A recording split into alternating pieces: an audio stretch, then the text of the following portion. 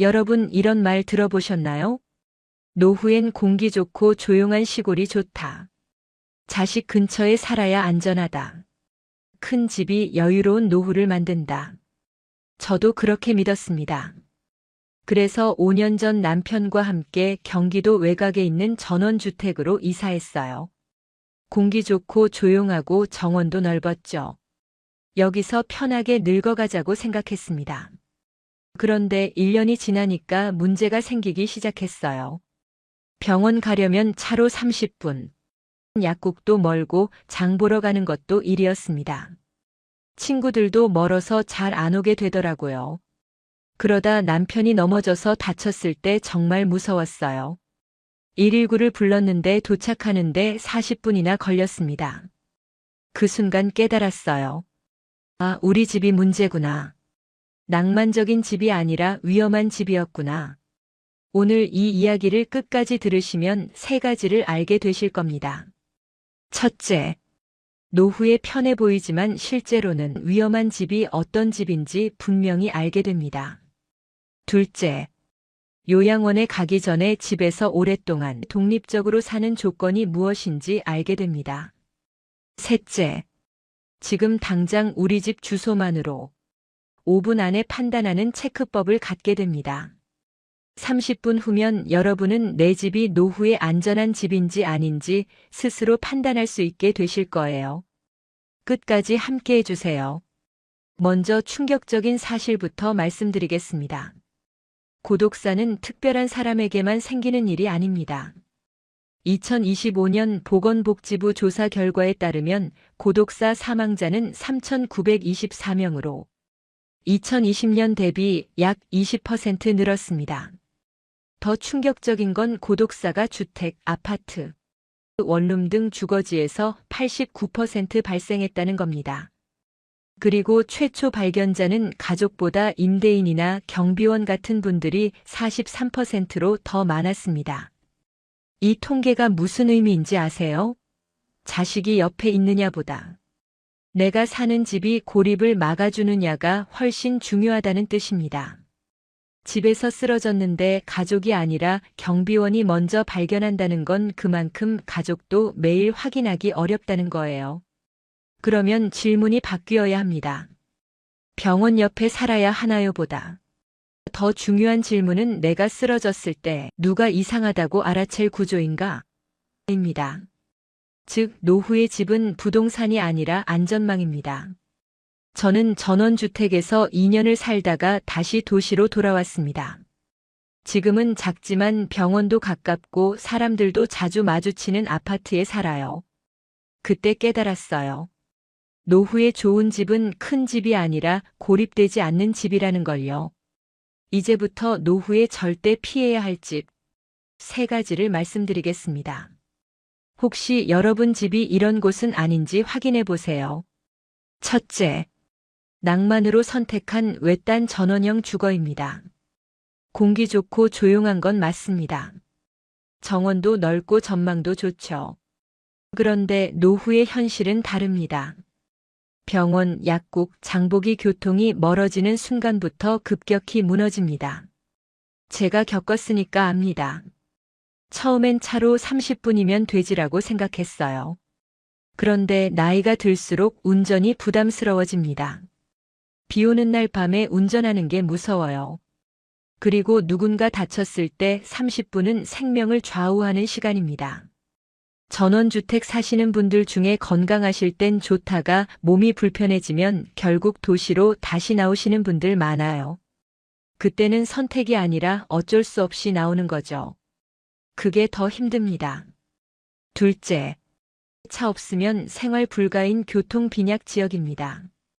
70대 중반 이후 운전이 줄어들거나 면허를 반납하는 순간 집이 곧 감옥이 됩니다. 저희 친구 한 분이 경험하셨어요. 70대 후반에 운전을 그만두셨는데 그때부터 집에만 계시게 됐대요. 버스는 하루에 4번밖에 안 오고 택시는 부르기도 어렵고 결국 자식한테 계속 부탁해야 하는데 그것도 미안하고 내가 왜 이런 곳에 살았을까? 정말 많이 후회하신대요. 지금 자차로 다니시는 분들은 모르세요. 10년 후, 20년 후에도 운전할 수 있을 거라고 생각하시죠? 그런데 현실은 다릅니다. 나이가 들면 반사신경도 떨어지고 시력도 나빠지고 밤 운전은 정말 위험해집니다. 그때 가서 집을 바꾸는 건 너무 늦어요. 셋째, 자식 집이랑 10분 거리에 살면 너무 가까운 거리입니다. 이건 의외죠? 가까우면 좋은 거 아니냐고 생각하실 텐데요. 가까우면 의존이 생깁니다. 의존은 결국 서로의 부담이 됩니다. 부모는 부르기 미안해서 참는 삶이 되고 자식은 못 가면 죄책감이 됩니다. 제 친구 한 분은 딸 집 바로 옆 동에 사세요. 처음엔 좋았대요. 손주도 자주 보고. 그런데 시간이 지나니까 딸이 부담스러워하는 게 느껴진대요. 엄마 오늘 못 가요 하는 말에 서운하고, 딸은 딸대로 매번 가야 하나 부담스럽고, 결국 관계가 불편해졌어요. 자식과의 거리는 가까움이 아니라 서로 숨 쉴 수 있는 적정 거리가 핵심입니다. 30분에서 1시간 정도 거리가 딱 좋아요. 급할 땐 바로 올 수 있고 평소엔 각자 생활할 수 있는 거리요. 이 세 가지 혹시 여러분 집과 비슷하신가요? 전혀 아니라고요? 괜찮습니다. 그렇다면 지금부터 진지하게 생각해 보시면 됩니다. 건강할 때 옮기는 것과 몸이 불편해져서 어쩔 수 없이 옮기는 건 완전히 다릅니다. 선택권이 있을 때 준비하면 요양원이 종착지가 아니라 옵션이 됩니다. 그럼 반대로 노후의 끝까지 집에서 살 확률을 높이는 집의 조건 5가지는 무엇일까요? 이걸 알면 지금 당장 여러분의 집을 체크할 수 있어요. 첫째, 의료 접근성입니다. 그런데 여기서 중요한 건 대학병원 옆이 핵심이 아니라는 겁니다. 내과, 정형외과, 안과, 약국이 생활권에 있고 응급 이동이 쉬운 구조인지가 핵심입니다. 나이가 들면 큰 병보다 작은 병으로 자주 병원 갑니다. 혈압약, 당뇨약 받으러 가고, 무릎 아파서 정형외과 가고, 눈 검사하러 안과 가고, 이런 병원들이 가까이 있어야 해요.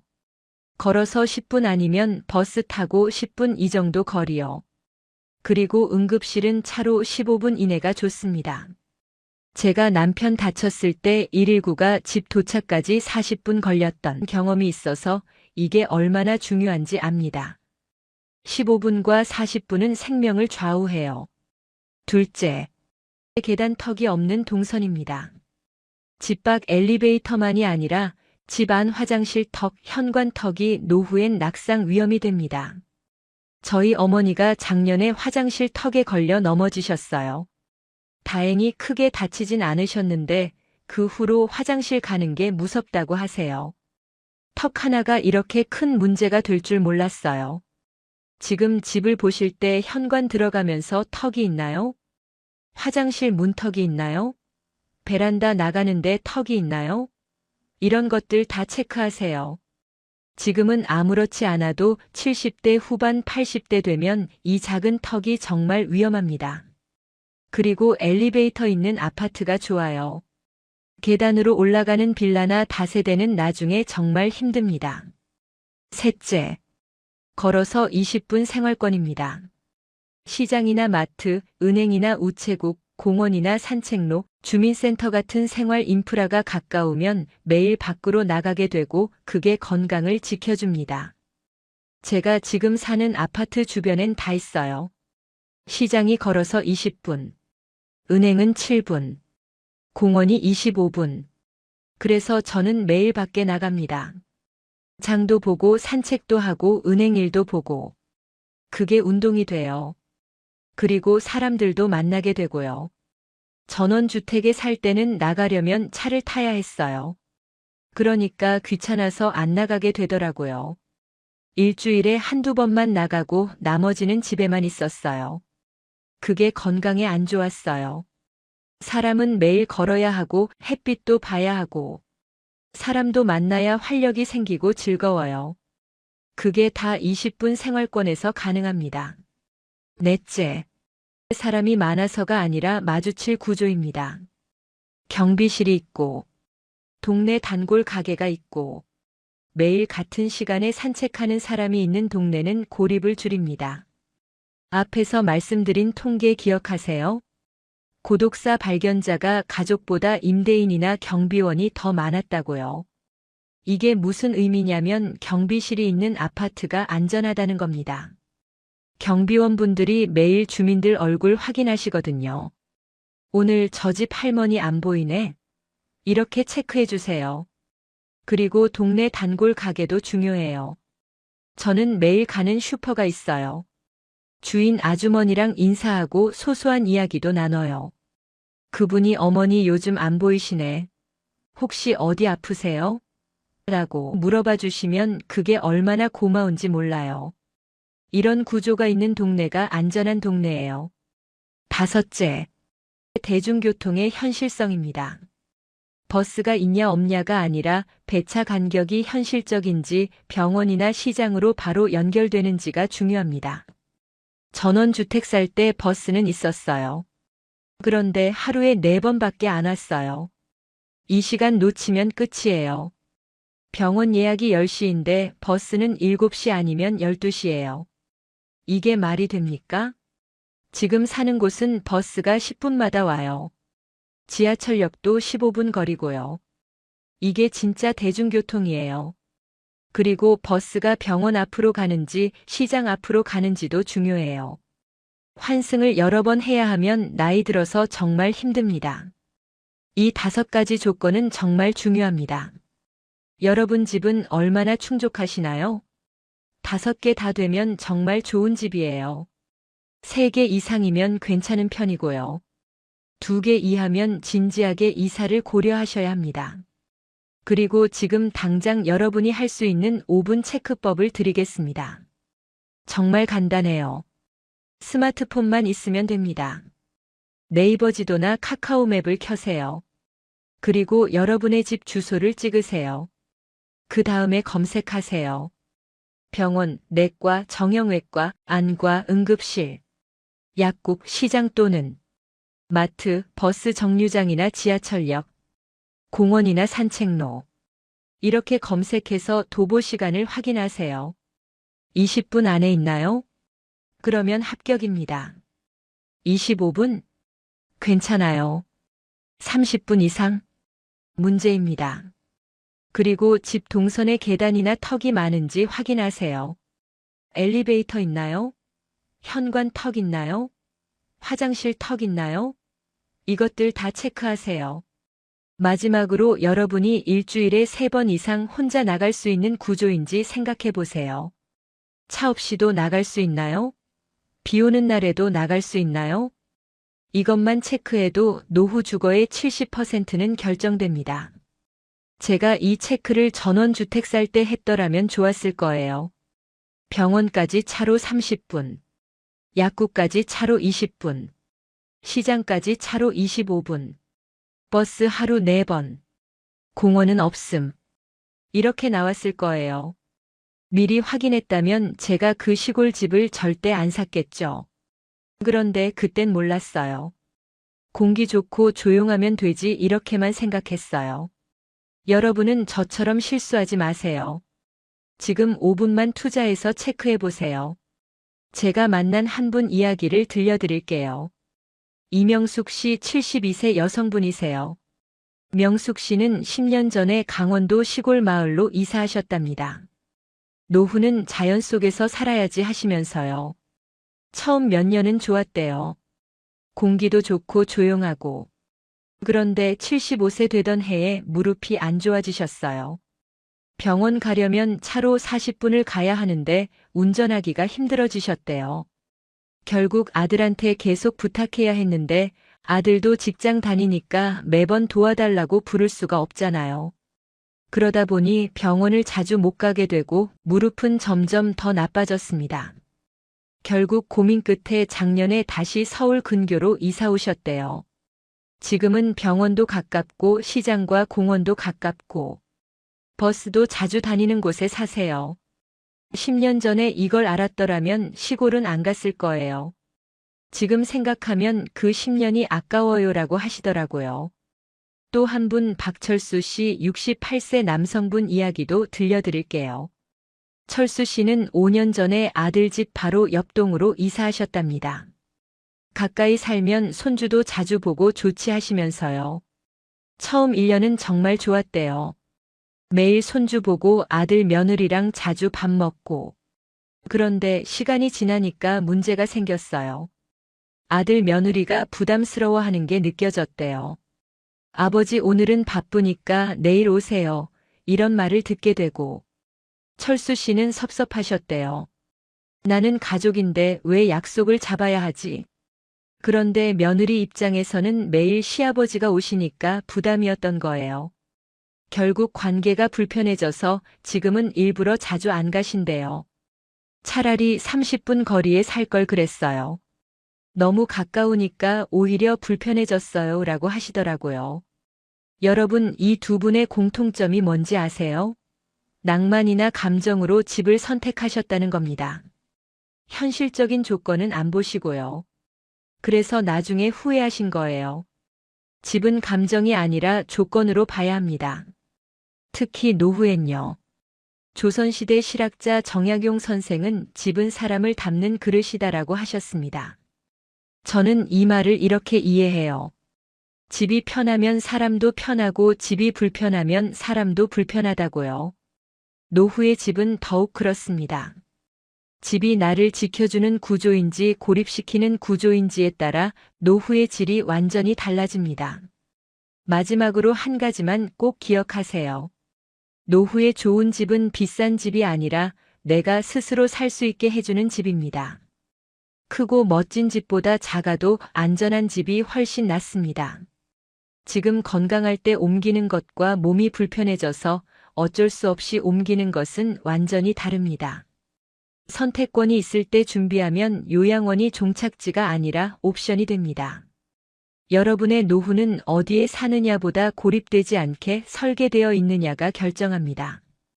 오늘부터 주소 검색 한 번만 해보세요.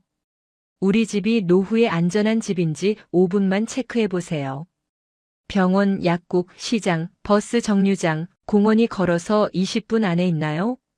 집에 계단이나 턱은 없나요? 일주일에 3번 이상 혼자 나갈 수 있나요? 이것만 체크해도 됩니다.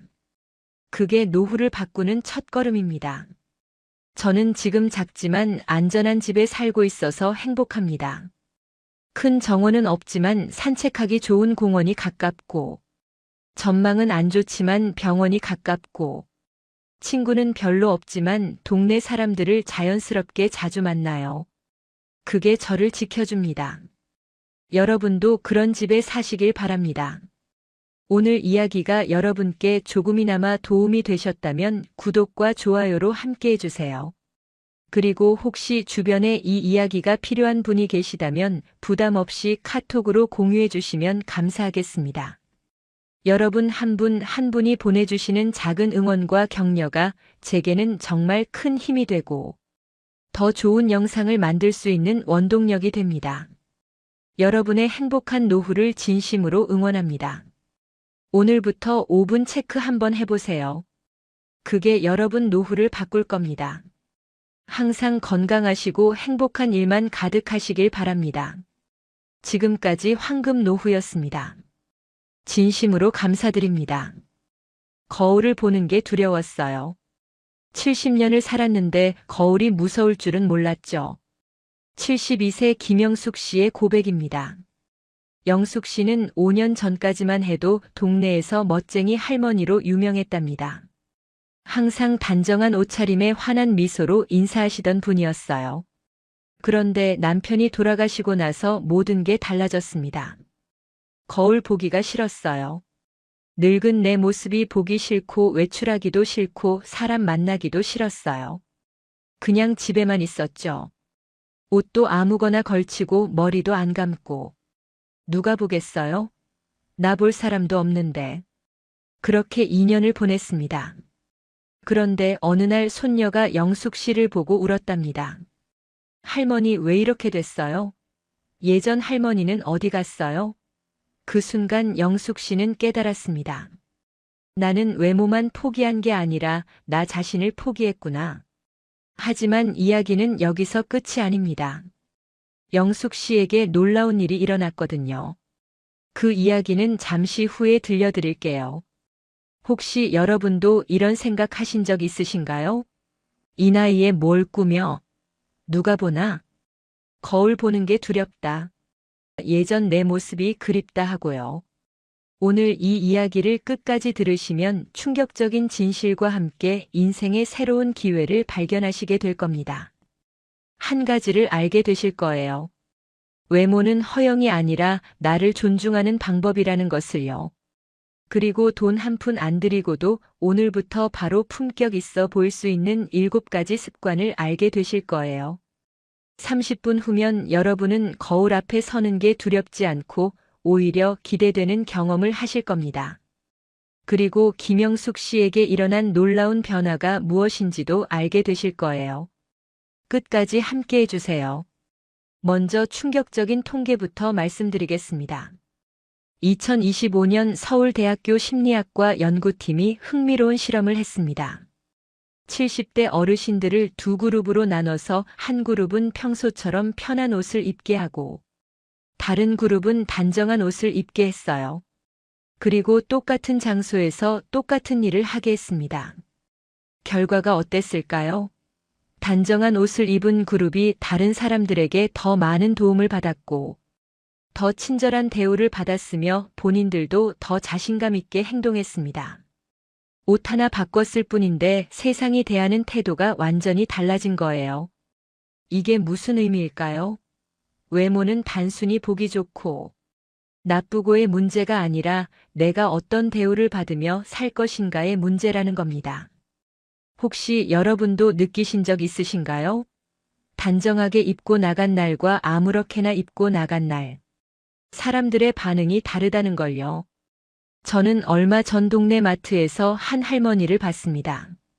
70대 중반쯤 되어 보이셨는데 정말 인상적이셨어요. 비싼 옷을 입으신 건 아니었는데 깨끗하고 단정하셨거든요. 회색 가디건에 검은 바지, 흰 운동화였는데 구김 하나 없이 깔끔하셨어요. 머리도 단정히 빗으셨고 자세도 꼿꼿하셨죠. 그 할머니가 계산대에 서 계실 때 직원분이 정말 공손하게 대하시더라고요. 어머님 천천히 하세요. 어머님 도와드릴까요? 이렇게요. 그 모습을 보면서 저는 생각했어요.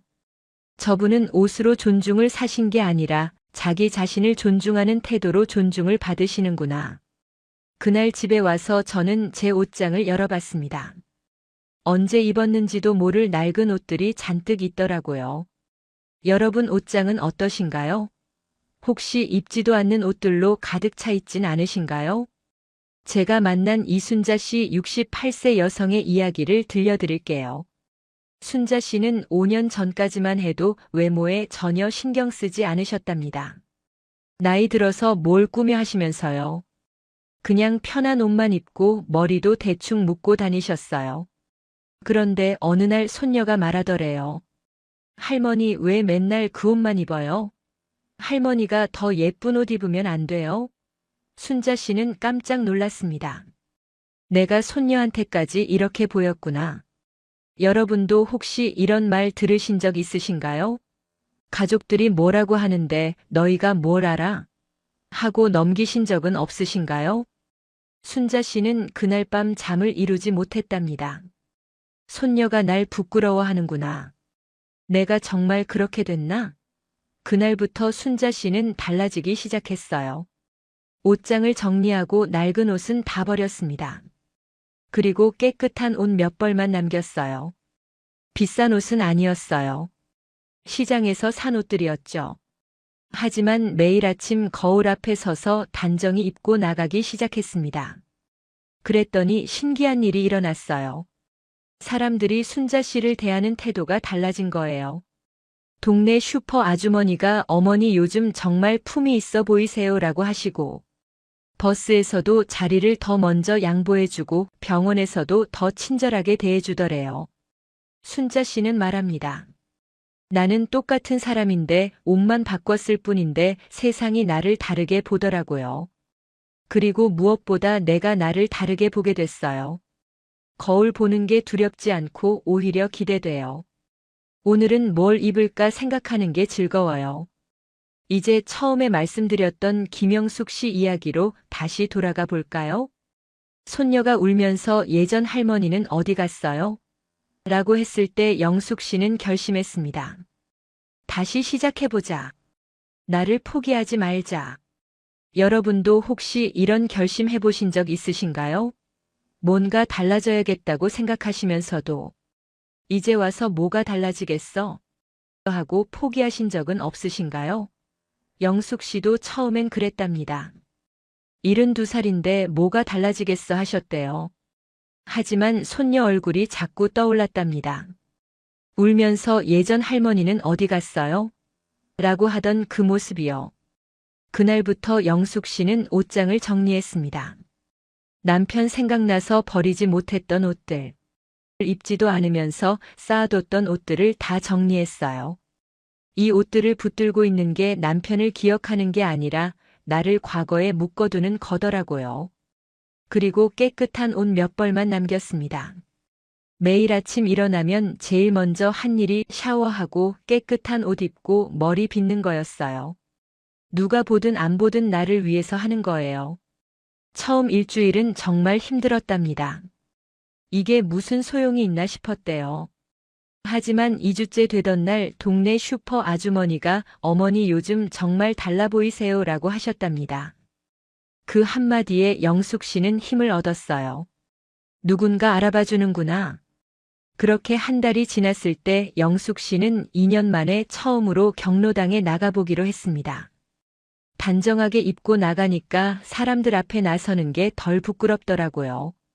경로당에 들어서는데 한 분이 어머, 영숙이 언니 오랜만이네 라고 반겨주시더래요. 언니 뭐 좋은 일 있어요? 얼굴이 환해졌네요. 영숙 씨는 그제야 깨달았답니다. 내가 나를 가꾸니까 사람들도 나를 다르게 보는구나. 그리고 내가 먼저 달라지니까 세상도 달라지는구나. 그날 한 분이 제안하셨답니다. 우리 같이 등산 모임 만들까요? 요즘 혼자 사시는 분들 많은데 같이 모여서 산도 타고 그러면 좋잖아요. 영숙 씨는 깜짝 놀랐습니다. 72살의 등산이요? 하지만 해보기로 했어요. 어차피 집에만 있을 거 밖에라도 나가보자. 그렇게 시작한 등산 모임이 지금은 20명이 넘는답니다. 영숙 씨는 등산 모임 회장을 맡고 계시고 매주 새로운 산을 오르십니다. 5년 전 제가 거울 보기 두려워하던 그때로 돌아가고 싶지 않아요. 지금이 훨씬 행복해요. 거울 볼 때마다 오늘도 멋진 애 영수가 하고 웃어요. 여러분 이 이야기가 남의 이야기 같으신가요? 아닙니다. 이건 누구에게나 일어날 수 있는 일입니다. 혹시 지금 나는 너무 늦었어 하고 생각하시나요? 아닙니다. 영숙 씨는 72세에 시작하셨어요. 순자 씨는 68세에 시작하셨고요. 나이는 숫자일 뿐입니다. 중요한 건 지금 이 순간 나를 포기하지 않겠다는 마음입니다.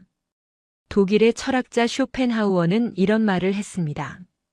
인간은 자신이 자신을 어떻게 대하는지에 따라 세상이 그를 대한다. 외모는 단순히 남에게 보이기 위한 게 아니라 내가 나를 얼마나 존중하고 있는지를 드러내는 가장 외적인 표현입니다. 그래서 나이 들어서도 외모에 신경 쓴다는 건 허영이 아니라 자기 존중이고 삶을 포기하지 않겠다는 의지의 표현인 겁니다. 많은 분들이 착각하시는 게 있습니다. 나이 들어서 외모에 신경 쓰려면 돈이 많이 들어야 한다고 생각하시는 거예요. 비싼 옷을 사야 하고 명품을 걸쳐야 하고 피부과에 다녀야 하고 미용실에 자주 가야 한다고 생각하십니다. 혹시 여러분도 그렇게 생각하시나요? 우리 같은 사람은 그럴 형편이 안 된다고요? 그래서 아예 포기해버리신 건 아니신가요? 하지만 진짜 품격 있어 보이는 사람들을 잘 보세요. 그분들이 꼭 명품을 입고 계신가요? 비싼 옷을 걸치고 계신가요? 아닙니다. 그분들이 품격 있어 보이는 이유는 옷값 때문이 아니라 자신을 대하는 태도 때문입니다. 깨끗하고 단정하고 정돈되어 있고 자기 자신을 존중하는 모습이 그대로 드러나기 때문이에요. 결국 외모에서 가장 중요한 건 돈이 아니라 태도입니다. 내가 나를 어떻게 대하느냐, 그게 전부예요. 순자 씨가 입은 옷은 시장에서 산 거였어요. 한 벌에 2만 원도 안 했답니다. 하지만 깨끗하고 단정했어요. 그게 전부였어요. 나이가 들면 자연스럽게 사회적 관계가 줄어듭니다. 직장도 은퇴하고 자녀들도 독립하고 친구들도 하나둘 연락이 뜸해집니다. 그러면서 이제는 나를 볼 사람도 없는데 뭐하러 꿈이나 하는 생각이 들기 시작합니다. 혹시 여러분도 그렇게 생각하시나요? 집에만 있을 건데 뭐하러? 마트만 갈 건데 뭐하러 하시나요? 하지만 이게 함정입니다. 사람들은 우리가 생각하는 것보다 훨씬 더 우리를 보고 있습니다. 마트에서, 병원에서, 동네 산책길에서, 은행에서, 버스 안에서, 아파트 엘리베이터에서요. 그리고 그 짧은 순간에 사람들은 우리를 판단합니다. 저 사람은 자기 관리를 하는 사람이구나, 혹은 저 사람은 자기를 포기한 사람이구나 하고요. 외모는 우리가 원하든 원하지 않든 우리에 대한 첫인상을 결정합니다. 그리고 그 첫인상은 생각보다 오래갑니다. 더 중요한 건 이 외모가 실제로 우리의 운을 바꾼다는 겁니다. 단정하고 깨끗한 사람에게는 사람들이 더 친절하게 대합니다. 길을 물어봐도 더 자세히 알려주고, 가게에서도 더 정중하게 응대하고, 병원에서도 더 신경 써서 봐줍니다. 영숙 씨가 바로 그 경험을 하셨어요. 똑같은 병원에 가는데 단정하게 입고 가니까 간호사분들이 훨씬 친절하더라고요. 예전엔 그냥 할머니 중 한 명이었는데 이젠 영숙 어머님 하면서 이름까지 불러주시더라고요. 그럼 이제부터 실제로 돈 거의 들이지 않고도 오늘부터 바로 실천할 수 있는 나이 들어서도 품격 있어 보이는 7가지 외모 습관에 대해 말씀드리겠습니다. 이 습관들은 단순한 패션 팁이 아니라 삶을 대하는 태도와 직결된 것들입니다. 영숙 씨와 순자 씨가 실천했던 바로 그 습관들이에요. 하나씩 천천히 따라와 보세요. 첫째, 깨끗함은 최고의 명품입니다. 아무리 비싼 옷을 입어도 더러우면 초라해 보입니다. 반대로 아무리 싼 옷을 입어도 깨끗하면 품격 있어 보입니다. 깨끗함은 돈이 아니라 정성의 문제입니다. 옷에 얼룩이 있거나 냄새가 나면 세탁하고 구김이 있으면 다려야 합니다. 혹시 이게 귀찮아서 하고 계신가요? 맞습니다. 귀찮은 일입니다. 하지만 이 귀찮음을 감수하는 사람이 존중받습니다. 나이가 들면 후각도 둔해지고 얼룩도 잘 안 보이고 구김도 신경 안 쓰이게 됩니다. 그래서 본인은 괜찮다고 생각하는데 남들 눈에는 보입니다. 특히 냄새는 본인은 모르는데 남들은 다 압니다. 담배, 땀 냄새, 곰팡이 냄새, 음식 냄새가 배어 있으면 아무리 좋은 옷을 입어도 소용없습니다. 반대로 깨끗한 옷에서 은은한 세제 향이 나면 그 사람은 자기 관리를 하는 사람으로 보입니다. 한 가지 팁을 드리자면 옷을 많이 가지려고 하지 마세요. 대신 적은 옷을 자주 빨고 햇볕에 말리고 정성껏 관리하세요. 순자 씨는 옷을 20벌에서 8벌로 줄였답니다. 옷이 적으니까 관리가 쉬워요. 매일 빨고 말리고 개키고 그게 습관이 되니까 전혀 힘들지 않아요. 옷장에 옷이 많은데 입을 게 없는 사람보다 옷은 몇 벌 안 되지만 항상 깨끗한 옷을 입는 사람이 훨씬 품격 있어 보입니다. 둘째, 몸에 맞는 옷이 가장 비싸 보입니다. 나이가 들면 체형이 변합니다. 살이 찌기도 하고 빠지기도 하고 어깨가 굽기도 합니다. 그런데 예전에 입던 옷을 그대로 입으려고 하시는 분들이 많으세요. 혹시 여러분도 그러시나요? 아직 입을 만한데 버리기 아까운데 하시나요? 하지만 몸에 안 맞는 옷은 아무리 좋은 옷이어도 초라해 보입니다. 너무 큰 옷은 나를 더 작고 늙어 보이게 만들고 너무 작은 옷은 나를 불편하고 촌스럽게 보이게 만듭니다. 지금 내 몸에 맞는 옷을 입으세요. 비쌀 필요 없습니다. 시장에서 산 옷이어도 내 몸에 딱 맞으면 그게 최고의 옷입니다. 영숙 씨는 남편 돌아가시고 나서 5kg가 빠졌답니다. 예전 옷들이 다 헐렁해졌어요. 그런데 버리기 아까워서 계속 입었죠. 그게 더 초라해 보이더라고요. 그래서 과감히 정리하고 지금 몸에 맞는 옷만 남겼어요. 옷값 5만 원 들였는데 인생이 바뀌었어요. 셋째, 색을 줄이면 품격이 늘어납니다. 나이가 들수록 화려한 색, 복잡한 색을 피하세요. 젊었을 때는 여러 색을 섞어 입어도 발랄해 보였지만 나이가 들면 산만해 보입니다. 혹시 밝은 색 입어야 젊어 보이지 않나요? 하시나요? 아닙니다. 오히려 반대예요. 차분한 색 한두 가지로 통일하세요. 검은색, 남색, 베이지, 회색, 흰색 같은 기본 색들이 가장 품격 있어 보입니다. 이런 색들은 유행도 안 타고 어디에나 잘 어울리고 세탁도 쉽고 오래 입어도 질리지 않습니다. 그리고 무엇보다 이런 색들은 얼굴을 더 환하게 만들어줍니다. 순자 씨는 남색과 흰색 카디건 2벌, 베이지색과 검은 바지 4벌, 남색과 베이지 블라우스 2벌, 이게 전부랍니다. 이것만 있어도 충분해요. 매일 다르게 입을 수 있어요. 넷째, 신발과 헤어스타일은 나이를 대신 말합니다. 사람들은 전체를 보는 것 같지만 실은 디테일을 봅니다. 그 중에서도 신발과 헤어스타일은 가장 먼저 눈에 들어오는 부분입니다. 혹시 여러분 신발 한번 보세요. 더럽진 않으신가요? 뒤축이 달아있진 않으신가요? 신발이 더러우면 아무리 옷을 잘 입어도 소용없습니다. 신발이 닳아서 뒤축이 헤어져 있거나 끈이 풀어져 있거나 먼지가 잔뜩 묻어 있으면 전체가 초라해 보입니다. 신발은 비쌀 필요 없지만 항상 깨끗해야 합니다. 영숙 씨는 현관에 신발소를 두셨답니다. 집에 들어올 때마다 신발 닦아요. 30초면 돼요.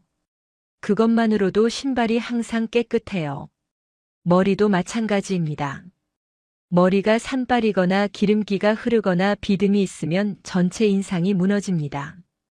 혹시 머리 감기 귀찮아서 며칠씩 안 감으시나요?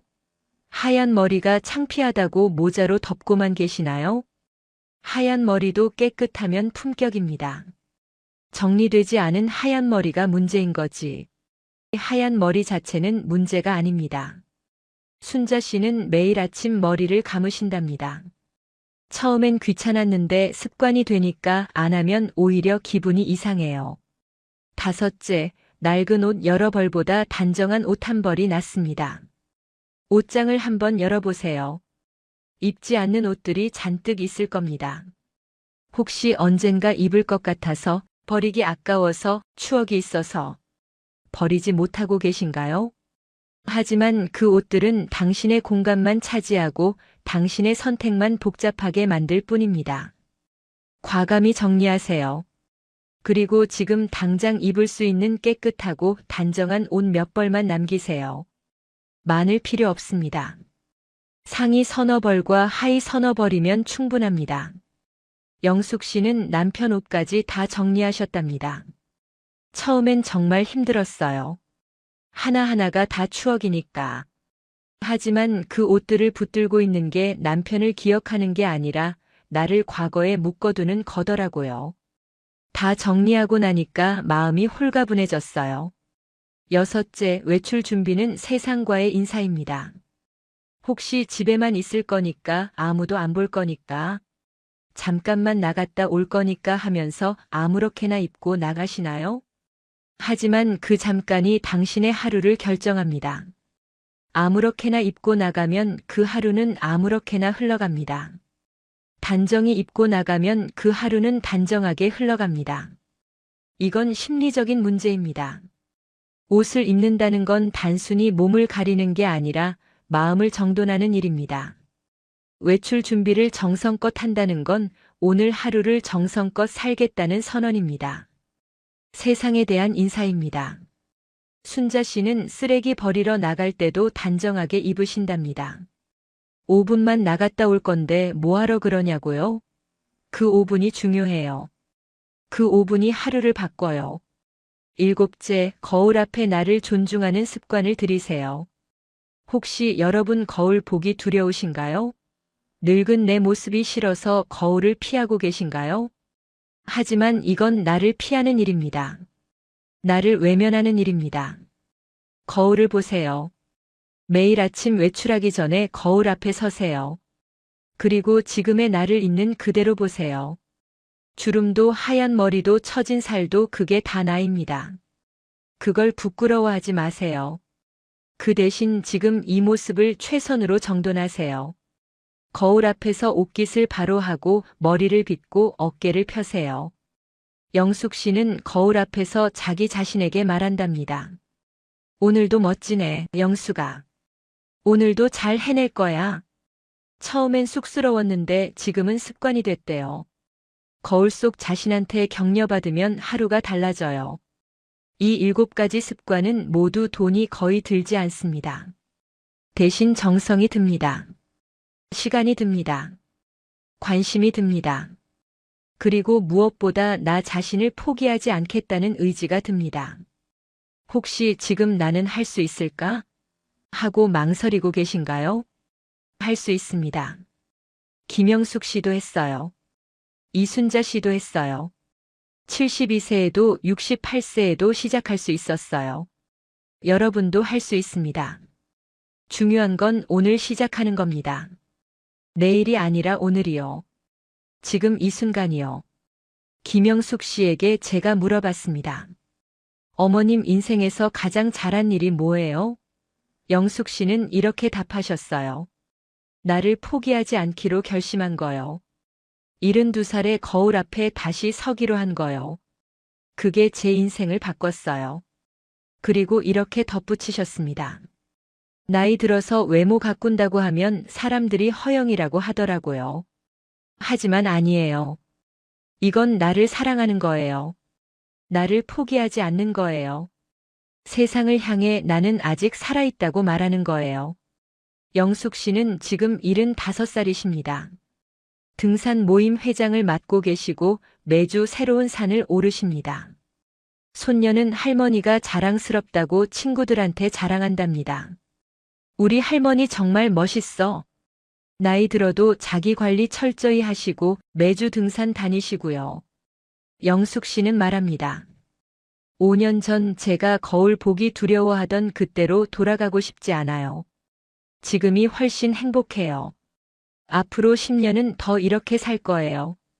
여러분도 할 수 있습니다. 오늘 저녁 옷장을 정리해 보세요. 입지 않는 옷 과감히 버리세요. 내일 아침 거울 앞에 서 보세요. 지금의 나를 있는 그대로 보고 최선으로 정돈하세요. 모레부터 외출할 때 한 번 더 신경 써보세요. 깨끗한 옷 입고 머리 빗고 신발 닦고 나가보세요. 그렇게 조금씩 조금씩 당신은 달라지기 시작할 겁니다. 일주일 후면 스스로 느끼실 거예요. 내가 달라졌네. 한 달 후면 주변 사람들이 알아볼 거예요. 요즘 뭔가 달라 보이세요. 석 달 후면 인생이 바뀔 거예요. 영숙 씨처럼 순자 씨처럼요. 오늘 이야기가 여러분께 조금이나마 도움이 되셨다면 구독과 좋아요로 함께 해주세요. 그리고 혹시 주변에 이 이야기가 필요한 분이 계시다면 부담 없이 카톡으로 공유해 주시면 감사하겠습니다. 특히 거울 보기 두려워하시는 분, 외출하기 싫어하시는 분, 나를 포기하고 계신 분이 계시다면 꼭 공유해 주세요. 이 이야기가 그분에게 용기가 될 수 있을 거예요. 여러분 한 분 한 분이 보내주시는 작은 응원과 격려가 제게는 정말 큰 힘이 되고 더 좋은 영상을 만들 수 있는 원동력이 됩니다. 여러분의 행복한 노후를 진심으로 응원합니다. 오늘부터 거울 앞에서 한 번 더 나를 정돈해 보세요. 그리고 거울 속 나에게 말해 보세요. 오늘도 멋지네. 오늘도 잘 해낼 거야. 그게 인생을 정돈하는 시작입니다. 나이는 숫자일 뿐입니다. 중요한 건 나를 포기하지 않는 마음입니다. 항상 건강하시고 행복한 일만 가득하시길 바랍니다. 지금까지 황금 노후였습니다. 진심으로 감사드립니다. 여러분이 알고 있는 노후 상식 완전히 틀렸습니다. 친구는 많을수록 좋다? 틀렸습니다. 외로우면 안 되니까 사람을 많이 만나야 한다? 그것도 틀렸습니다. 나이 들수록 관계를 줄이면 고립된다? 완전히 반대입니다. 충격적인 연구 결과가 있습니다. 2025년 보건복지부와 한국노인학회가 발표한 조사에 따르면 65세 이상 여성 중 친밀한 관계를 3명 이하로 유지하는 사람의 삶의 만족도가 10명 이상을 유지하는 사람보다 무려 21.9% 더 높았습니다. 더 충격적인 사실이 있습니다. 친구가 많아도 피상적인 관계만 있으면 우울증 발생률이 높았고, 친구가 적어도 깊은 교류가 있으면 정신 건강 지수가 훨씬 높았습니다. 오늘 이 영상을 끝까지 들으시면 딱 3가지가 달라집니다. 첫째, 왜 친구는 많을 필요가 없는지 여성들의 실제 사례로 명확히 알게 되실 거예요. 둘째, 나를 지치게 만드는 관계를 정리하는 구체적인 방법 5가지를 알려드립니다. 셋째, 오늘부터 당장 실천할 수 있는 관계 점검 체크리스트를 갖게 되실 거예요. 실제로 이 방법대로 관계를 정리하신 분들은 한결같이 10년은 젊어진 기분이에요. 이제야 숨 쉴 수 있어요. 외롭지 않고 오히려 평화로워요라고 말씀하세요. 혹시 요즘 사람 만나는 게 예전 같지 않으신가요? 오랜만에 친구들 모임 나가면 자식 자랑, 며느리 흉, 건강 자랑만 나오고 집에 오면 한숨만 나오시나요? 카톡 친구 목록을 내려보다가 문득 이 많은 사람 중에 지금 당장 만나고 싶은 사람이 몇 명이나 될까? 이런 생각 드신 적 없으신가요? 30분 후면 그게 전혀 이상한 게 아니라는 걸 아실 겁니다. 오히려 그게 정상이고 건강한 신호라는 걸 알게 되실 거예요. 저와 끝까지 함께 해주세요. 먼저 한 분의 이야기를 들려드리겠습니다. 박순자 씨, 65세 여성입니다. 남편 먼저 보내고 혼자 사시는데요. 평생 사람 복 많다는 소리 들으며 살아오셨답니다. 어디를 가나 친구가 많고 모임의 중심이고 사람들이 찾는 분이셨어요. 환갑 때만 해도 친구가 20명은 넘었습니다. 매주 누군가와 약속이 있었고 생일 챙기고 경조사 다니고 모임 주선하고 그렇게 바쁘게 살았습니다. 특히 30년 넘게 매주 만나던 친구 모임이 있었어요. 5명이서 매주 목요일마다 만나서 식사하고 차 마시고 그랬습니다. 처음엔 정말 좋았답니다. 자식 키우느라 힘들 때 서로 위로하고 남편 때문에 속상할 때 하소연하고 그렇게 30년을 함께 했으니까요. 그런데 자식들 다 장성하고 60대 넘어가면서 분위기가 달라졌답니다. 만나면 자식 자랑이 시작됩니다. 우리 아들 이번에 승진했어. 우리 딸 시댁에서 엄청 예뻐해. 우리 며느리는 효자야. 정말 손주가 영어를 벌써 하더라고. 박 씨는 듣고만 있어야 했습니다. 박 씨 아들은 아직 미혼이고 딸은 이혼했거든요. 그 이야기를 꺼내기가 민망했습니다. 한두 번은 참았습니다. 친구니까 자랑하고 싶은 거지하고 이해했어요. 그런데 매주 똑같은 자랑이 반복됐습니다. 같은 이야기를 자꾸 하는데 우와 대단하다 하면서 리액션 해줘야 했어요. 더 힘들었던 건 며느리 이야기였답니다. 한 친구가 있었어요. 최모 씨라고. 그 친구는 며느리 자랑이 끝이 없었어요. 우리 며느리는 출산 휴가 끝나고 바로 복직했는데도 집안일 다 해. 우리 며느리는 명절 때 혼자 상을 다 차려. 우리 며느리는 시부모 모시고 해외여행 갔어. 듣다 보면 박 씨는 움츠러들었답니다. 박 씨 며느리는 명절 때도 잘 안 오거든요. 아들이 명절에 혼자 와요. 며느리는 친정 간다고. 그런데 그 이야기를 어떻게 해요? 우리 며느리는 명절에 안 와. 이렇게 말할 수 있나요? 그러면 어머 왜? 아들이 뭐라 안 해? 이런 말이 돌아올 게 뻔하잖아요. 그래서 그냥 웃으면서 들어줬어요. 좋겠다 정말 하면서요. 그런데 집에 오면 기분이 이상했답니다. 친구들을 만났는데 더 외롭고 대화를 나눴는데도 더 공허하고 웃었는데 마음은 무겁고요. 그리고 뒷말이 도는 걸 알게 됐어요. 한 친구가 살짝 귀띔해줬답니다. 언니 조심해. 최 씨가 뒤에서 언니 며느리 이야기한다더라. 며느리가 명절에도 안 오고 시어머니 무시한다고. 그 말을 듣는 순간 모든 게 무너졌답니다. 30년 친구라고 믿었는데 뒤에서 흉을 보고 있었던 거예요. 박 씨는 그날 집에 와서 정말 서럽게 울었답니다. 내가 뭘 잘못했지? 내가 자랑한 적 있나? 내가 누구 흉본 적 있나? 하면서요.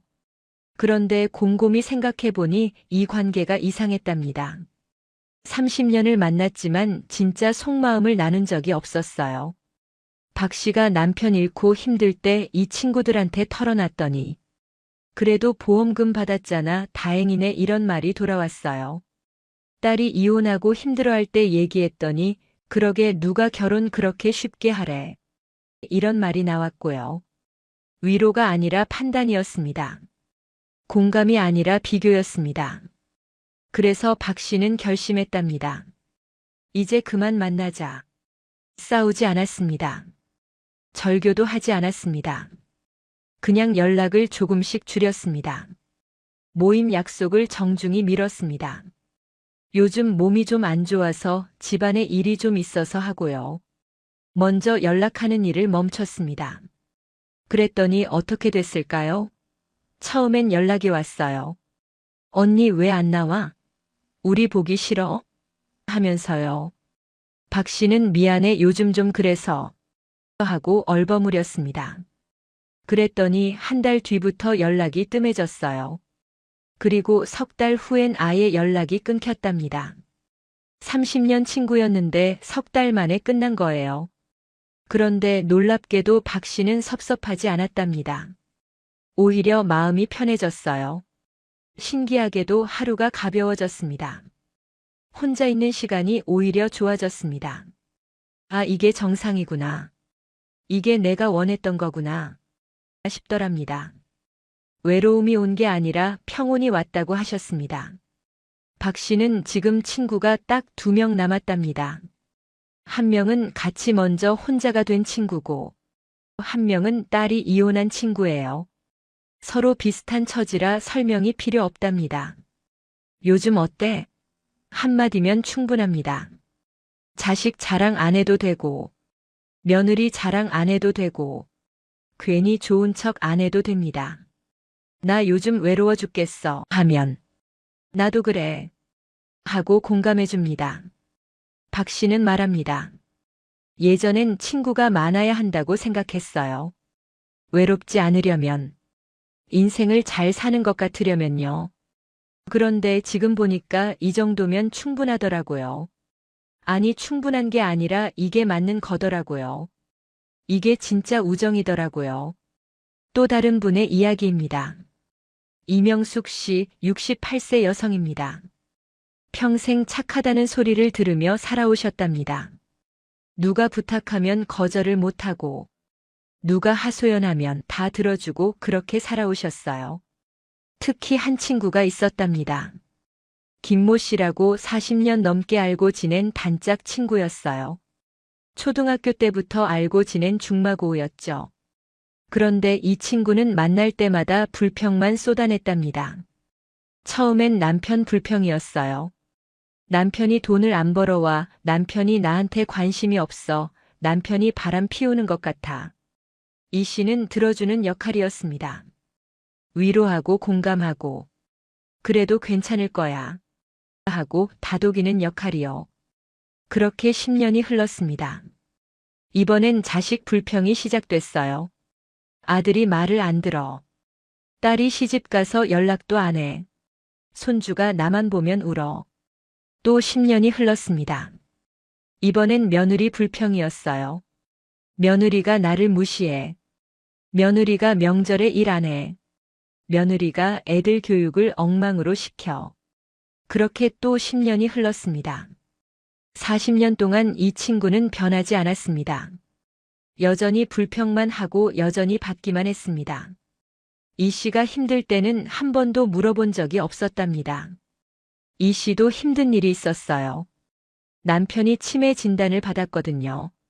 그 이야기를 그 친구한테 털어놨더니 그래도 넌 남편이라도 있잖아.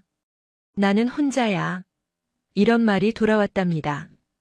치매 남편을 돌보는 게 얼마나 힘든지 아는 사람은 압니다. 밤에 잠도 못 자고 하루 종일 쫓아다녀야 하고 대소변 받아내야 하고 가끔은 폭력도 당하고요. 그런데 그 친구는 그래도 넌 남편이 있잖아. 라고 했어요. 그 순간 이 씨는 깨달았답니다. 아, 이 사람은 나한테 관심이 없구나. 나는 이 사람의 감정 쓰레기통이었구나. 그날 이후로 이 씨는 그 친구를 멀리했습니다. 전화가 와도 바빠서라고 짧게 끊었고 만나자는 약속도 요즘 힘들어서라고 거절했습니다. 그랬더니 그 친구가 화를 냈답니다. 40년 친구한테 이럴 수 있어? 내가 뭘 잘못했는데? 문자가 쏟아졌어요. 이 씨는 답장 안 했습니다. 설명할 필요도 없었거든요. 40년 동안 한 번도 내 이야기 들어주지 않은 사람한테 뭘 설명하겠어요. 그 관계를 정리하고 나니 마음이 한결 가벼워졌답니다. 억지로 웃지 않아도 되고, 감정 쓰레기통 역할을 하지 않아도 되고, 그냥 내 하루를 살 수 있게 됐다고요. 지금 이 씨는 친구가 딱 한 명입니다. 같은 아파트 단지에 사는 분인데 그분도 치매 남편을 모시고 계세요. 자주 만나지 않습니다. 한 달에 한 번, 어떨 땐 2달에 한 번 만납니다. 그런데 만나면 말이 필요 없습니다. 힘들지? 힘들지. 이것만으로도 위로가 됩니다. 서로 울어도 괜찮고 화내도 괜찮고 아무 말 없이 차만 마셔도 편안합니다. 이 씨가 말씀하시더군요. 40년 친구보다 1년 친구가 더 나을 수 있더라고요. 오래 알았다고 진짜 친구가 아니더라고요. 한 분 더 이야기 들려드리겠습니다. 정미경 씨 70세 여성입니다. 정 씨는 60대 초반까지 교회 권사님이셨어요. 교회 봉사도 열심히 하고 구역 모임도 빠짐없이 나가고 그렇게 신앙생활 30년을 했습니다. 교회 자매들이 20명쯤 됐어요. 매주 수요일엔 기도 모임, 일요일엔 예배 후 식사 모임, 한 달에 한 번은 신방 모임까지요. 정말 바쁘게 살았습니다. 그런데 65세 되던 해 남편이 사업에 실패했어요. 빚이 생겼습니다. 집까지 넘어갔어요. 정 씨 부부는 월세로 이사를 갔습니다. 그때부터 교회 분위기가 달라졌답니다. 예전엔 권사님 하면서 존대하던 사람들이 언니 하면서 반말을 했어요. 신방 모임에서도 정 씨한테는 연락이 안 왔습니다. 요즘 힘드실 텐데 쉬세요 하면서요. 정 씨는 그 말이 배려가 아니라 배제라는 걸 알았습니다. 돈 있을 땐 권사님이었는데 돈 없으니까 그냥 언니가 된 거예요. 정 씨는 충격을 받았답니다. 30년 함께한 사람들이 이럴 수 있나 하고요. 결정적인 사건이 있었답니다. 정 씨 딸이 결혼을 했는데 예식장이 작고 초라했어요. 돈이 없어서요. 교회 자매들을 초대했는데 절반이 안 왔답니다. 핑계는 다양했어요. 그날 손주 봐야 해서, 몸이 안 좋아서, 일이 있어서. 그런데 한 달 후 다른 자매 딸이 결혼할 땐 거의 다 갔더랍니다. 그 예식장은 호텔이었고 화려했어요. 정 씨는 그날 깨달았답니다. 아, 이 사람들은 나를 봤던 게 아니라 내 형편을 봤구나. 권사라는 직분을 봤구나. 돈을 봤구나. 정 씨는 그 후로 교회를 나가지 않았습니다. 30년을 다닌 교회를 그냥 끊었어요. 목사님이 전화했지만 제가 다른 교회로 옮겼어요 하고 끊었습니다. 처음엔 허전했답니다. 30년을 매주 만나던 사람들이 갑자기 사라지니까요. 그런데 한 달 지나고 2달 지나니까 오히려 마음이 편해졌어요. 괜히 좋은 척 안 해도 되고 봉사 압박도 없고 헌금 부담도 없고 뒷말 걱정도 없고요. 지금 정씨는 혼자 산책하고 도서관에서 책 읽고 복지관에서 운동하며 지냅니다. 친구는 없습니다. 그런데 외롭지 않답니다. 예전엔 20명이랑 있어도 외로웠는데 지금은 혼자 있어도 평화로워요. 그게 무슨 뜻인지 이제 알아요. 진짜 외로움은 사람이 없어서가 아니라 진심이 없어서더라고요. 여러분 질문 하나 드리겠습니다. 그 인연은 나를 편하게 하나요? 나를 힘들게 하나요? 그 사람 앞에서 나는 있는 그대로 있습니까? 의리 때문에 만나는 건가요? 마음이 놓여서 만나는 건가요? 만나고 오면 기운이 행복하십니까? 힘들어지십니까? 이 질문들이 중요한 이유가 있습니다.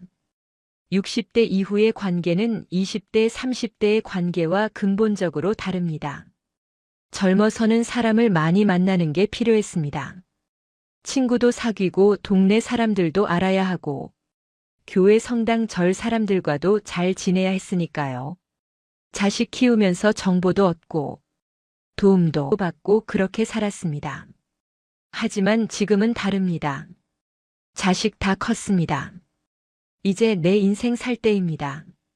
남 눈치 볼 필요 없고 비교당할 필요 없어요. 괜히 좋은 척할 필요 없는 나이입니다. 서울대 사회학과 연구팀이 2025년 발표한 중노년기 여성의 사회적 관계망과 정신건강 연구에 따르면 여성 노인의 경우 관계의 양보다 질이 정신건강에 훨씬 더 큰 영향을 미친다고 합니다. 특히 깊은 대화를 나눌 수 있는 사람이 단 한 명이라도 있는 경우 피상적인 관계 10명보다 우울증 발생률이 43% 낮았다는 결과가 나왔습니다. 깊은 대화 그게 뭘까요? 자식 자랑, 며느리 흉, 건강 이야기만 하는 게 아니라 내 감정, 내 고민, 내 두려움, 내 외로움까지 나눌 수 있는 대화입니다. 나 요즘 남편 간병하느라 너무 힘들어. 나 요즘 혼자 사는 게 무서워. 나 가끔 죽고 싶어. 이런 이야기를 할 수 있는 사람이 단 한 명이라도 있다면 그 사람이 바로 진짜 친구입니다.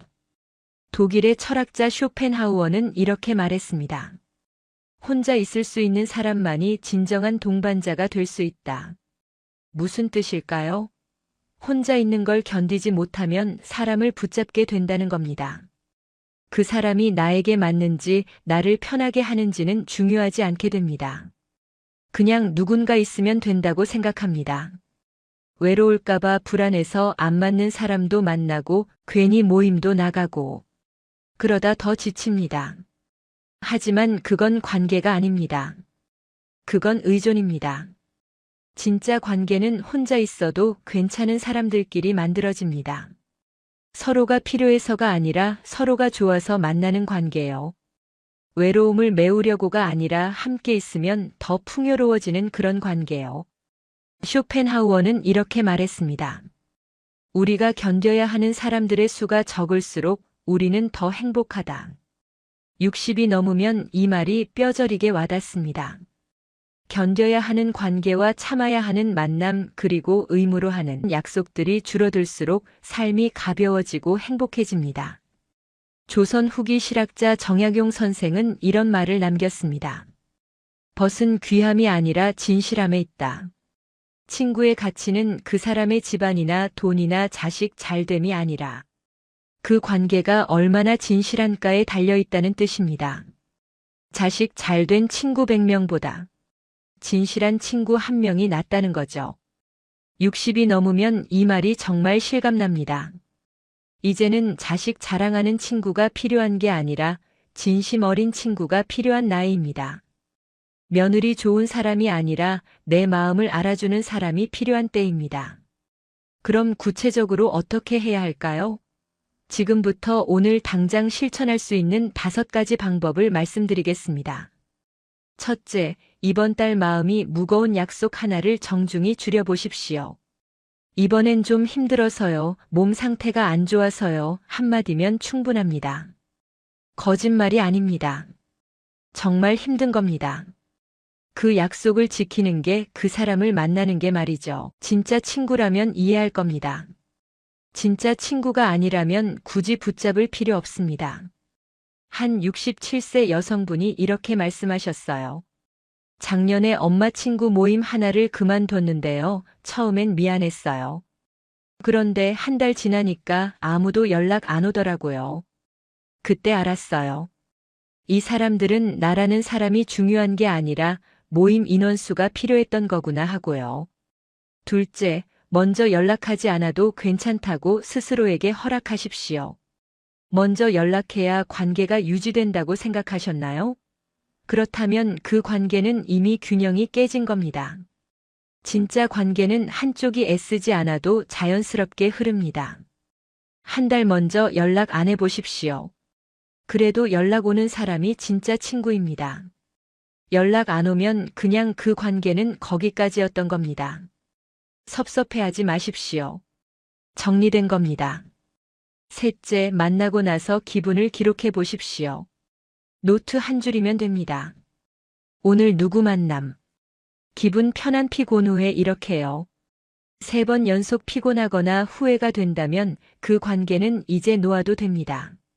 40년 친구라도 평생 알고 지낸 사람이라도 나를 지치게 만든다면 놓아야 합니다. 과거의 정 때문에 현재의 나를 희생할 필요는 없습니다. 넷째, 이 나이에 이 정도 관계면 충분하다는 말을 하루 한 번 스스로에게 해주십시오. 친구가 적다는 생각이 들 때마다요. 이건 최면이 아닙니다. 이건 사실입니다. 정말 충분합니다. 카톡 친구 100명이 있어도 정작 힘들 때 전화할 사람이 없다면 그게 진짜 외로움입니다. 카톡 친구 3명밖에 없어도 힘들 때 바로 전화할 수 있다면 그게 진짜 풍요로움입니다. 다섯째, 숫자보다 느낌을 기준으로 사람을 남기십시오. 몇 명이냐가 중요한 게 아닙니다. 그 사람과 있을 때 내가 어떤 느낌이냐가 중요합니다. 편안하고 웃음이 나오고 있는 그대로 있어도 되는 그런 사람이면 됩니다. 자식 자랑 안 해도 되고 며느리 자랑 안 해도 되고 건강 자랑 안 해도 되는 그런 사람이요. 약한 모습 보여도 괜찮은 그런 사람이면 됩니다. 그런 사람 한 명이 괜찮은 사람 10명보다 낫습니다. 외로움은 혼자 있어서 오는 게 아닙니다. 불편한 관계를 붙잡고 있을 때 옵니다. 친구가 많은데도 외롭다는 말 들어보셨을 겁니다. 그건 진짜 외로움입니다. 왜냐하면 그 많은 사람 중에 진짜 나를 아는 사람이 없기 때문입니다. 가면을 쓰고 만나는 사람들, 좋은 모습만 보여줘야 하는 사람들, 약한 모습 보이면 안 되는 사람들 속에서 느끼는 외로움이 진짜 외로움입니다. 20명을 만나면서 혼자라고 느끼는 것보다 2명을 만나면서 충만하다고 느끼는 게 훨씬 낫습니다. 관계의 질 그게 전부입니다. 60대 이후의 관계는 많이 만나는 관계가 아니라 편해지는 관계입니다. 진짜 친구는 많을 필요 없습니다. 깊고 조용하고 나를 지치게 하지 않는 몇 명이면 충분합니다. 여러분이 요즘 사람들과 거리를 두고 계신다면 그건 외로움이 아닙니다. 그건 성숙입니다. 관계를 정리하는 건 인생을 포기하는 게 아닙니다. 인생을 정리하는 겁니다. 그리고 그 정리된 공간에 진짜 평온이 찾아옵니다. 친구가 적어서 걱정하지 마십시오. 친구가 많아서 피곤한 게 더 문제입니다. 이제는 숫자가 아니라 깊이입니다. 진심입니다. 진심 어린 친구 몇 명이면 정말 충분합니다. 혼자 있는 시간이 길어진다고 해서 외로운 게 아닙니다. 오히려 그 시간이 나를 회복시키고, 나를 채우고 나를 찾아가는 시간입니다. 60이 넘으면 이제는 세상에 맞출 게 아니라 내게 맞춰 살 때입니다. 남들 눈치 볼 게 아니라 내 마음 챙길 때입니다. 많은 사람에게 좋은 사람으로 보일 게 아니라 소중한 몇 사람에게 진짜 나로 있을 때입니다. 오늘 이야기가 여러분께 조금이나마 도움이 되셨다면 구독과 좋아요로 함께 해주세요. 그리고 혹시 주변에 이 이야기가 필요한 분이 계시다면 부담 없이 카톡으로 공유해 주시면 감사하겠습니다. 여러분 한 분 한 분이 보내주시는 작은 응원과 격려가 제게는 정말 큰 힘이 되고 더 좋은 영상을 만들 수 있는 원동력이 됩니다. 항상 건강하시고 행복한 일만 가득하시길 바랍니다. 지금까지 황금노후였습니다. 진심으로 감사드립니다. 여러분이 두려워하는 그것 완전히 잘못 알고 계십니다. 나이 들면 혼자 되면 어떡하지? 걱정 마세요. 친구 한 명도 없으면 외로워 죽을 것 같은데? 아닙니다. 혼자 사는 게 가장 무서운 거 아니야? 완전히 반대입니다. 오늘 제가 92세 선배님의 이야기를 들려드리겠습니다. 이분은 90년 넘게 사시면서 깨달은 인생의 진리를 60대 후배들에게 이렇게 말씀하셨습니다. 나이가 들면 친구는 한 명 있어도 충분하다. 아니, 없어도 괜찮다.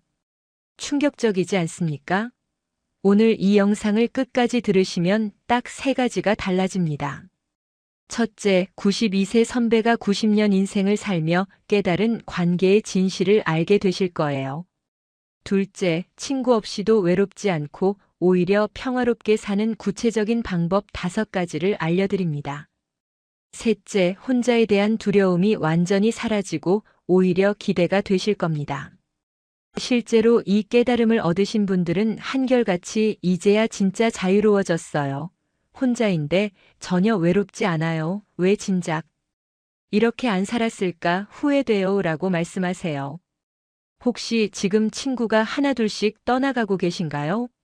연락하는 사람이 점점 줄어들고 계신가요? 그래서 불안하신가요? 30분 후면 그게 전혀 불행이 아니라는 걸 아실 겁니다. 오히려 그게 인생이 완성되어가는 자연스러운 과정이라는 걸 알게 되실 거예요. 끝까지 함께 해주세요. 김영자 할머니 92세입니다. 이분은 지금 혼자 삽니다. 남편은 15년 전에 먼저 가셨고 자식 둘은 미국에 삽니다. 1년에 한 번 올까 말까 합니다. 친구도 없습니다. 아니, 정확히 말하면 다 돌아가셨습니다. 젊을 때 친구들은 70대에 다 가셨고 나중에 사귄 친구들도 80대 초반에 하나둘 세상을 떠났습니다. 지금 김할머니 또래로 살아있는 사람은 거의 없습니다. 여러분이 보시기에 이분은 외로워 보이실 겁니다. 불쌍해 보이실 수도 있습니다. 혼자 살고 친구도 없고 자식도 멀리 있으니까요. 그런데 놀라운 사실이 있습니다. 이분은 지금이 인생에서 가장 평화롭다고 말씀하십니다. 가장 자유롭다고 하십니다. 가장 행복하다고 하십니다. 어떻게 그럴 수 있을까요? 김할머니를 처음 만난 건 작년 가을이었습니다. 복지관에서 우연히 뵙게 됐는데 그분의 얼굴이 너무나 평온해 보였습니다. 92세라는 나이가 믿기지 않을 정도로 눈빛이 맑았어요. 제가 물었습니다. 할머니 혹시 외롭지 않으세요? 혼자 사시는데? 할머니는 빙그레 웃으시며 이렇게 말씀하셨습니다. 외로울 줄 알았지 나도. 근데 전혀 안 외로워. 오히려 편해. 60대, 70대 때가 더 외로웠어. 그 말이 충격적이었습니다. 60대, 70대 때는 친구도 많고 사람도 많이 만났을 텐데. 그때가 더 외로웠다니요? 할머니는 천천히 이야기를 풀어놓으셨습니다. 60대 때는 친구가 10명쯤 있었어. 매주 만나고 전화하고 그랬지. 근데 그때가 제일 힘들었어. 만나면 자식 자랑이 시작되고 손주 자랑이 나오고 며느리 이야기가 나오고. 나는 그냥 듣기만 했어. 내 자식들은 멀리 있고 손주도 1년에 한 번 보는데 무슨 자랑을 해. 그래서 그냥 웃으면서 듣기만 했지. 근데 집에 오면 마음이 무거웠어. 나만 뭔가 부족한 것 같고 나만 불행한 것 같고. 친구 만나고 오면 더 외로웠어. 할머니는 70대가 되면서 친구들이 하나둘 떠나기 시작했답니다. 어떤 분은 병으로 돌아가시고 어떤 분은 요양원에 가시고 어떤 분은 자식 따라 이사를 가시고 그렇게 하나둘 줄어들기 시작했어요. 처음엔 슬펐답니다. 내 친구들이 다 떠나가는구나 하면서 울기도 했다고요. 75세 때 제일 친했던 친구가 돌아가셨을 때는 정말 많이 울었답니다. 이제 나는 누구랑 이야기하지? 하면서요. 그런데 시간이 지나면서 이상한 걸 깨달았답니다. 친구가 줄어드는데 외롭지 않았어요. 오히려 마음이 편해졌습니다. 더 이상 자식 자랑 들을 필요 없고, 손주 자랑 들을 필요 없고, 건강 자랑 들을 필요 없고, 괜히 좋은 척할 필요 없고, 그냥 혼자 편하게 있으니까 좋더랍니다. 80세가 되니까 친구가 2명 남았답니다. 그 2명도 85세 때 다 돌아가셨어요. 그때부터 김할머니는 완전히 혼자가 됐습니다. 전화할 사람도 없고 만날 사람도 없고 그냥 혼자였어요. 주변 사람들이 걱정했답니다. 할머니 외로우시겠어요. 할머니 누구라도 사귀세요 하면서요. 복지관 사회복지사가 친구 만들어 드릴까요? 하고 물었답니다. 할머니는 정중히 거절했어요. 괜찮아요. 나 혼자 편해요. 할머니는 지금 혼자 사는 삶이 정말 좋답니다. 아침에 일어나서 아무도 신경 쓸 필요 없이 하고 싶은 대로 하루를 삽니다. 늦게 일어나도 괜찮고 TV 하루 종일 봐도 괜찮고 밥 안 먹고 빵만 먹어도 괜찮습니다. 누가 뭐라 하는 사람이 없으니까요. 할머니는 말씀하십니다. 60대 때는 사람들 눈치를 많이 봤어. 친구들한테 잘 보여야 하고 모임에도 빠지면 안 될 것 같고 전화도 자주 해야 할 것 같고. 그런데 이제는 그럴 필요가 없어. 아무도 없으니까. 그게 얼마나 자유로운지 몰라. 할머니는 하루를 이렇게 보냅니다. 아침에 일어나서 커피 한 잔 마시면서 창밖을 봅니다. 날씨가 좋으면 산책을 나가고 날씨가 안 좋으면 집에서 TV를 봅니다. 점심은 간단히 먹고 오후에는 낮잠을 잡니다. 저녁에는 책을 읽거나 라디오를 듣습니다. 특별한 일 없이 그냥 이렇게 하루가 흐릅니다.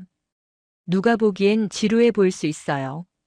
하지만 할머니는 이 하루가 너무 좋답니다. 젊었을 때는 바쁘게 살았어. 자식 키우고 남편 뒷바라지하고 집안일하고 친구 만나고 쉴 틈이 없었지. 그런데 이제는 아무것도 안 해도 돼. 그냥 내가 하고 싶은 것만 하면 돼. 이게 얼마나 행복한지 60대, 70대 분들은 모를 거야. 할머니가 말씀하시는 건 이겁니다. 나이가 들면 친구는 필요 없어. 한 명 있어도 좋고 없어도 괜찮아. 중요한 건 내가 나 자신과 편한가야. 혼자 있는 게 괜찮은가야. 할머니는 젊었을 때 친구가 많았답니다. 20대, 30대 때는 친구가 정말 많았어요. 매일 누군가를 만났고 전화하고 편지하고 그랬답니다. 40대, 50대 때도 친구 모임이 많았어요. 엄마 친구들, 교회 친구들, 동네 친구들 정말 많았습니다. 그런데 60대가 되면서 하나둘 멀어지기 시작했답니다. 어떤 친구는 이사를 가고 어떤 친구는 바빠지고 어떤 친구는 연락이 뜸해지고 70대가 되니까 친구가 확 줄었어요. 80대가 되니까 거의 없어졌고요. 90이 넘어가니까 완전히 없어졌습니다. 처음엔 슬펐답니다. 내가 사람들한테 버려진 건가, 내가 뭘 잘못한 건가 하면서 자책도 했다고요. 그런데 시간이 지나면서 깨달았답니다. 아, 이게 자연스러운 거구나. 나이가 들면 관계가 줄어드는 게 당연한 거구나. 이게 정상이구나. 그리고 더 중요한 걸 깨달았답니다. 친구가 없어도 괜찮구나. 혼자여도 괜찮구나. 외롭지 않구나. 할머니는 말씀하십니다. 60대, 70대 분들은 혼자 되는 걸 너무 두려워해. 친구 없으면 어떡하지, 혼자 살면 어떡하지, 외로우면 어떡하지 하면서. 근데 그건 겪어보지 않아서 그래. 막상 혼자가 되면 전혀 안 외로워. 오히려 편해. 나는 지금 90이 넘어서 혼자인데 60대, 70대 때보다 훨씬 행복해. 할머니가 왜 외롭지 않을까요? 첫째, 할머니는 혼자 있는 시간을 즐길 줄 아십니다. 혼자 있는 걸 견디는 게 아니라 즐기는 겁니다. 아침에 커피 한 잔 마시면서 창밖을 보는 그 시간이 좋고, 낮잠 자고 일어나서 늘어지게 있는 그 시간이 좋고, 저녁에 라디오 들으면서 멍하니 있는 그 시간이 좋답니다. 이건 누가 가르쳐 주는 게 아닙니다. 혼자 있는 시간이 많아지면서 자연스럽게 배우게 되는 겁니다. 둘째, 할머니는 타인의 시선을 신경 쓰지 않으십니다. 60대, 70대 때는 남들이 뭐라고 할까봐 걱정이 많았답니다. 혼자 밥 먹는다고 사람들이 날 불쌍하게 볼까, 친구 없다고 사람들이 날 이상하게 볼까 하면서요. 그런데 90이 넘어가니까 그런 게 전혀 중요하지 않더랍니다. 남들이 뭐라든 상관없어. 내가 편하면 그만이야. 이렇게 생각하게 됐답니다. 셋째, 할머니는 자신과의 관계가 편안하십니다. 이게 제일 중요합니다. 혼자 있을 때 자기 자신이 불편하면 외롭습니다. 자기 자신이 싫으면 외롭습니다. 자기 생각이 부정적이면 외롭습니다. 그런데 할머니는 자기 자신과 편하십니다. 혼자 있어도 자기 자신이 좋고 자기 생각이 편하고 자기 하루가 만족스럽답니다. 그러니까 외로울 이유가 없는 겁니다. 할머니는 말씀하십니다. 외로움은 사람이 없어서 오는 게 아니야. 나 자신이 불편해서 오는 거야. 나 자신을 싫어해서 오는 거야. 나는 지금 나 자신이 편해. 그래서 외롭지 않아. 넷째, 할머니는 기대를 내려놓으셨습니다. 60대, 70대 때는 기대가 많았답니다. 친구가 나를 챙겨줬으면, 자식이 자주 연락했으면, 손주가 할머니를 좋아했으면 하는 기대들이요. 그런데 그 기대가 충족되지 않으면 서운하고 속상하고 외로웠답니다. 그런데 90이 넘어가니까 기대가 사라졌어요. 친구가 연락 안 해도 괜찮아, 자식이 안 와도 괜찮아, 손주가 나를 몰라도 괜찮아. 기대가 없으니까 실망도 없고 실망이 없으니까 외롭지 않습니다. 다섯째, 할머니는 하루하루를 살아계십니다. 60대, 70대 때는 미래를 많이 걱정했답니다. 10년 후에 나는 어떻게 될까, 혼자 늙어가면 어떡하지, 아프면 누가 돌봐주지 하면서요. 그런데 90이 넘어가니까 미래가 없더랍니다. 아니, 미래를 생각할 필요가 없더랍니다. 그냥 오늘만 생각하게 됐어요. 오늘 하루 잘 보내면 돼. 내일은 내일 일이고. 이렇게 생각하니까 마음이 편해졌답니다. 할머니는 60대, 70대 후배들에게 이렇게 말씀하십니다. 지금 친구 줄어드는 거 걱정하지 마세요. 그게 자연스러운 거예요. 나이 들면 관계가 줄어드는 게 당연해요. 그리고 혼자 되는 거 두려워하지 마세요. 혼자도 괜찮아요. 외롭지 않아요. 오히려 편해요. 나는 90 넘어서 완전히 혼자인데 60대, 70대 때보다 훨씬 행복해요. 여러분도 그렇게 될 거예요. 할머니의 하루를 조금 더 자세히 들여다볼까요? 아침 7시에 일어나십니다. 늦게 일어나는 날도 있고 일찍 일어나는 날도 있는데 대충 7시쯤이랍니다. 일어나서 제일 먼저 하시는 게 창문을 여는 거예요. 창문 열고 바깥 공기를 쐬면서 오늘도 살아있구나 하고 감사하신답니다. 이게 할머니의 아침 의식입니다. 그리고 커피를 타십니다. 인스턴트 커피인데 할머니는 이게 좋으시답니다. 커피 한 잔 들고 창가에 앉아서 밖을 보십니다. 아침 햇살이 들어오고 사람들이 출근하는 모습이 보이고 새소리가 들립니다. 할머니는 이 시간이 하루 중 가장 좋으시답니다. 아무 생각 없이 그냥 멍하니 있는 거야. 그게 너무 좋아. 8시쯤 되면 아침을 먹습니다. 많이 먹지는 않으세요. 빵 하나나 죽 한 그릇 정도요. 90이 넘으니까 식욕이 많지 않답니다. 그런데 억지로 먹지 않으세요. 먹고 싶으면 먹고 안 먹고 싶으면 안 먹습니다. 누가 뭐라 할 사람이 없으니까요. 9시쯤 되면 TV를 켜십니다. 아침 드라마를 보시는데 내용은 잘 모르신답니다. 그냥 사람 소리 나는 게 좋아.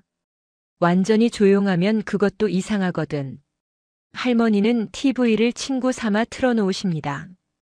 11시쯤 되면 날씨를 보시고 나갈지 말지 결정하십니다. 날씨가 좋으면 산책을 나가세요. 아파트 단지를 한 바퀴 도는데 30분쯤 걸립니다. 천천히 걸으시면서 주변을 구경하십니다. 꽃도 보시고 나무도 보시고 사람들도 구경하십니다. 아는 사람을 만나면 인사하시고 모르는 사람이면 그냥 지나가십니다. 특별히 대화를 나누지는 않으세요. 인사만 해도 충분해. 길게 이야기 안 해도 돼. 12시쯤 집에 오셔서 점심을 먹습니다. 간단하게 먹으세요. 어제 남은 반찬에 밥 한 공기 정도요. 1시쯤 되면 낮잠을 주무십니다. 이게 할머니의 가장 큰 즐거움 중 하나랍니다. 낮잠만큼 좋은 게 없어. 아무 걱정 없이 그냥 자는 거야. 1시간쯤 자고 일어나면 기분이 너무 좋아. 3시쯤 일어나서 차를 한 잔 드십니다. 이때도 창가에 앉아서 밖을 보십니다. 오후 햇살이 참 좋으시답니다. 4시쯤 되면 라디오를 켜십니다. 할머니는 라디오를 정말 좋아하십니다. TV는 눈이 피곤한데 라디오는 편해. 그냥 듣기만 하면 되니까. 라디오 들으시면서 뭔가 하십니다. 빨래를 개시거나 설거지를 하시거나 그냥 가만히 앉아 계시거나요. 6시쯤 저녁을 먹습니다. 저녁도 간단하게 드세요. 혼자 사니까 차리기도 귀찮고 많이 먹지도 못하니까요. 7시쯤 되면 TV 뉴스를 보십니다. 세상 돌아가는 거 보시는 게 재미있으시답니다. 8시쯤 되면 책을 읽거나 라디오를 또 들으십니다. 9시쯤 되면 잠자리에 드십니다. 일찍 주무시는 편이에요. 이게 할머니의 하루입니다. 특별한 일 없이 평범하고 조용한 하루요. 누가 보면 지루해 보일 수 있습니다.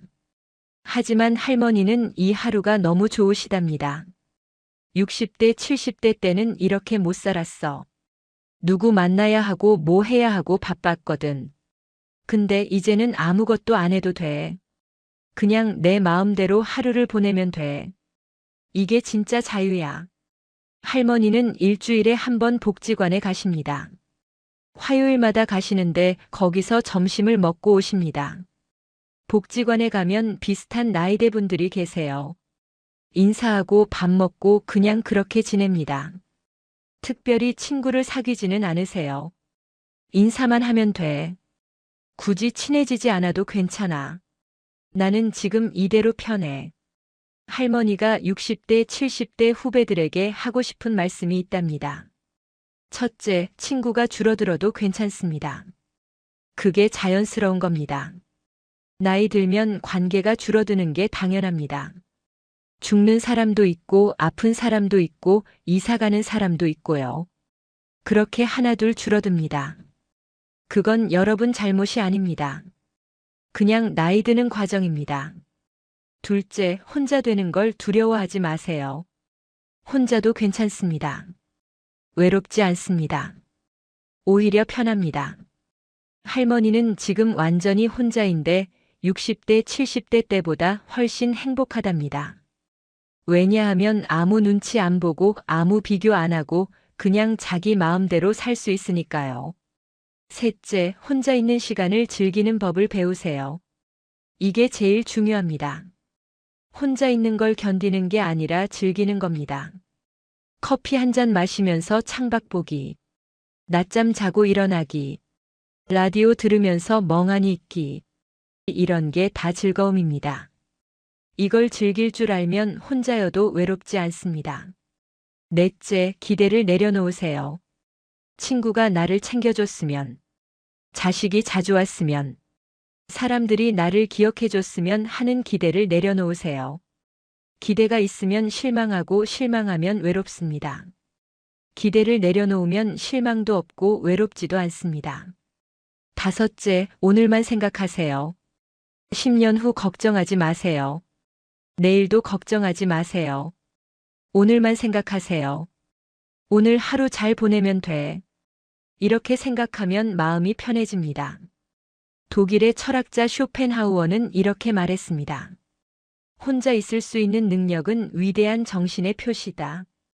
혼자 있을 수 있다는 건 자기 자신과 편안하다는 뜻입니다. 자기 생각이 괜찮고 자기 하루가 만족스럽고 자기 인생이 괜찮다는 뜻입니다. 이게 진짜 성숙입니다. 이게 진짜 완성된 인생입니다. 조선 후기 실학자 정약용 선생은 이런 말을 남겼습니다. 홀로 있어도 마음이 편안한 사람이 진정한 군자다. 혼자 있어도 마음이 편안하다는 건 자기 자신이 든든한 벗이 되었다는 뜻입니다. 더 이상 타인에게 의지하지 않아도 되고, 타인의 시선을 신경 쓰지 않아도 되고, 그냥 자기 자신으로 충분하다는 뜻입니다. 김영자 할머니는 92세입니다. 혼자 삽니다. 친구 없습니다. 자식은 멀리 있습니다. 그런데 외롭지 않습니다. 오히려 평화롭습니다. 오히려 행복합니다. 왜냐하면 할머니는 자기 자신과 편하시니까요. 혼자 있는 시간을 즐기시니까요. 기대를 내려놓으셨으니까요. 오늘만 사시니까요. 여러분도 그렇게 되실 겁니다. 지금은 친구 줄어드는 게 걱정되고 혼자 되는 게 두렵겠지만 시간이 지나면 알게 되실 겁니다. 아, 혼자도 괜찮구나. 외롭지 않구나. 오히려 편하구나. 92세 선배가 90년을 살면서 깨달은 진리입니다. 나이가 들면 친구는 한 명 있어도 충분합니다. 아니, 없어도 괜찮습니다. 중요한 건 친구가 몇 명이냐가 아니라 나 자신과 얼마나 편한가입니다. 혼자 있는 시간을 얼마나 즐기느냐입니다. 그게 전부입니다. 오늘 이야기가 여러분께 조금이나마 도움이 되셨다면 구독과 좋아요로 함께 해주세요. 그리고 혹시 주변에 이 이야기가 필요한 분이 계시다면 부담 없이 카톡으로 공유해 주시면 감사하겠습니다. 여러분 한 분 한 분이 보내주시는 작은 응원과 격려가 제게는 정말 큰 힘이 되고 더 좋은 영상을 만들 수 있는 원동력이 됩니다. 항상 건강하시고 행복한 일만 가득하시길 바랍니다. 지금까지 황금노후였습니다. 진심으로 감사드립니다.